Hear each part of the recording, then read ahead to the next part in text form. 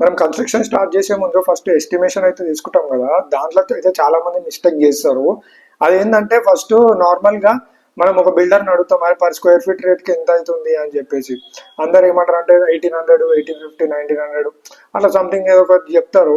చెప్పినాక మనం major mistake ఏం చేస్తాం అంటే, మీరు ఏమేమి ఇస్తారో మాకు ఒక లిస్ట్ ఇవ్వండి అంటాం. ఆ లిస్టు మనం చెక్ చేస్తాం.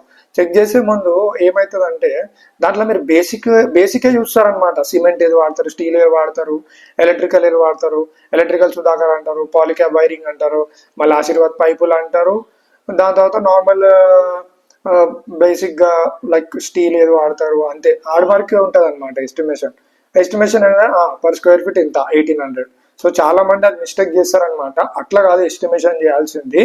మనము ప్రతి ఒక్క డీటెయిల్, ప్లంబింగ్ కానించి, ప్లంబింగ్ లో మనం బాత్రూమ్ లో షవర్స్ పెడతామా పెట్టామా, ఎలక్ట్రికల్ స్విచ్ బోర్డ్ లో మనం వైరింగ్ యూజ్ చేశాక ఎంత మాడ్యూల్ ఇస్తాం, 6 మాడ్యూలా, 8 మాడ్యూలా, 9 మాడ్యూలా, అలా ఆ ఎలక్ట్రికల్ లో అట్లా.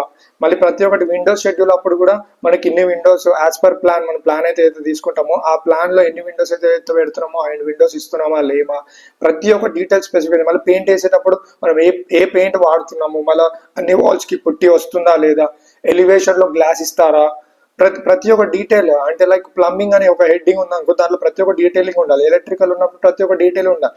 అయితే చాలా మంది ఏం చేస్తారంటే, నార్మల్ గా 1800 స్క్వేర్ ఫీట్, 1800 స్క్వేర్ ఫీట్ కదా, దాంట్లో మన పైపులు ఆశీర్వాద్, ఇది సుధాకర్, ఈ సిమెంట్, ఇది స్టీల్, ఇంతే.